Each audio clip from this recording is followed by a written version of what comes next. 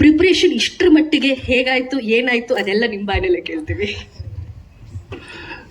ಮೊದಲನೇದಾಗಿ ಶ್ರೀ ಜಗದ್ಗುರು ಆದಿಶಂಕರಾಚಾರ್ಯ ನೆನೆಸ್ಕೊಂತ ಇಲ್ಲಿ ಬಂದಿರೋ ಎಲ್ಲರಿಗೂ ನಮಸ್ಕಾರ. ನನಗೆ ಈಗ ಫಸ್ಟ್ ಮಾತಾಡ್ಬೇಕಂದ್ರೆ ಮೇಡಮ್ ಏನು ಎದೆಯಲ್ಲ ಡಬ್ಬ ಡಬ್ಬ ಅಂತ ಹೊಡಿತಾರೆ. ನನಗೆ ಫಸ್ಟ್ ಟೈಮ್ ವಿಜುವಲ್ಸ್ ಮೇಲ್ಗಡೆ ಬರ್ತಾ ಇದ್ದಿದ್ದು 2-3 ದಿನದಿಂದ ನಮಗೆ ನಿದ್ದೆನೂ ಬರ್ತಾ ಇರಲಿಲ್ಲ. ನನಗೇನು ಸಡನ್ನಾಗಿ ತಲೆಗೆ ಆ್ಯಕ್ಚುಲಿ ಏನು ಹೊಳಿತಲ್ಲ. ನನಗೆ ಫಸ್ಟು ಹೇಳಬೇಕಂದ್ರೆ ನಮ್ಮ ಅಣ್ಣ ಡಾಕ್ಟರ್ ಶಿವರಾಜ್ ಕುಮಾರ್ ಅಣ್ಣ ಅವರಿಂದನೇ ಈ ಸಿನಿಮಾ ಆಗ್ತಾ ಇರೋದು, ಎರಡನೇ ಮಾತು ಇಲ್ಲ. ಇಲ್ಲಾಂದರೆ ನಾನು ನೀವು ಹೇಳಿದ್ದು ಯಾವ ಪ್ರಿಪ್ರೇಷನ್ನು ನಾನು ಮಾಡ್ತಾ ಇರಲಿಲ್ಲ. ಯಾಕಂದರೆ ಅಣ್ಣ ನೀನು ಮಾಡುವಂದಮೇಲೆ ಅಷ್ಟು ಮಹಾನ್ ವ್ಯಕ್ತಿ ಒಂದು ನನಗೆ ಜ್ಯೋತಿ ಅಂಟಿಸಿದ್ದಾರೆ ಅಂದರೆ ನಾನು ಎಷ್ಟು ಸೀರಿಯಸ್ ಆಗಿ ತೊಗೊಬೇಕು, ಅದನ್ನು ಹೆಂಗೆ ತೊಗೊಬೇಕು ಅನ್ನೋದಕ್ಕೆ ಅದೊಂದು. ಅಲ್ಲಿಂದ ನೆಕ್ಸ್ಟು ನಮ್ಮ ರಮೇಶ್ ರೆಡ್ಡಿ ಅಣ್ಣ ಅವ್ರಿಗೆ ಎಷ್ಟು ಹೇಳಿದ್ರು ಕಮ್ಮಿ ಮೇಡಮ್. ಯಾಕಂದರೆ ಅವರು ಇವತ್ತಿನ ದಿನದವರೆಗೂ ದುಡ್ಡಿನ ಒಂದು ಪೈಸಾ ದುಡ್ಡಿನ ಮುಖನೂ ನೋಡಿಲ್ಲ.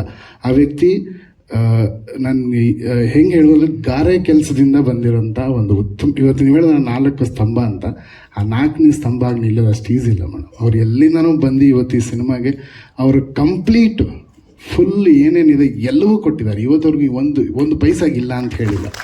ಆ ಸಪೋರ್ಟಿಂದನೇ ನಮಗೆ ಈ ವಿಜುವಲ್ಸ್ ತರೋಕ್ಕಾಗಿದ್ದು. ಅಲ್ಲಿಂದ ನಾನು ಉಪ್ಪಿ ಸರ್ ಹತ್ರ ಹೋದೆ. ಉಪ್ಪಿ ಸರು ಅವ್ರು ಸುಮ್ಮನೆ ಹಿಂಗೆ ನೋಡ್ತಾ ಇದ್ರೆ ನನಗೆ ಅವ್ರದ್ದೆಲ್ಲ ಸಿನಿಮಾ 25 ಸತಿ 30 ಸತಿ ನೋಡಿದ್ದು ಬರೀ ಅದೇ ನೆನಪು ಬರ್ತಾ ಇದೆ ನನಗೆ.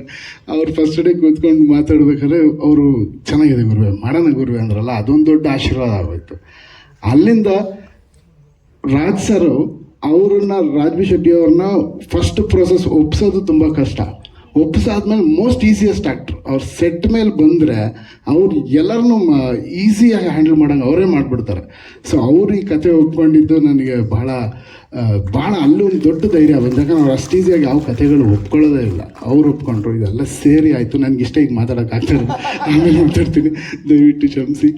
Thank you. And Satya sir, thank you for the beautiful visuals and support what you gave sir. Thank you. Thank you. Thank you.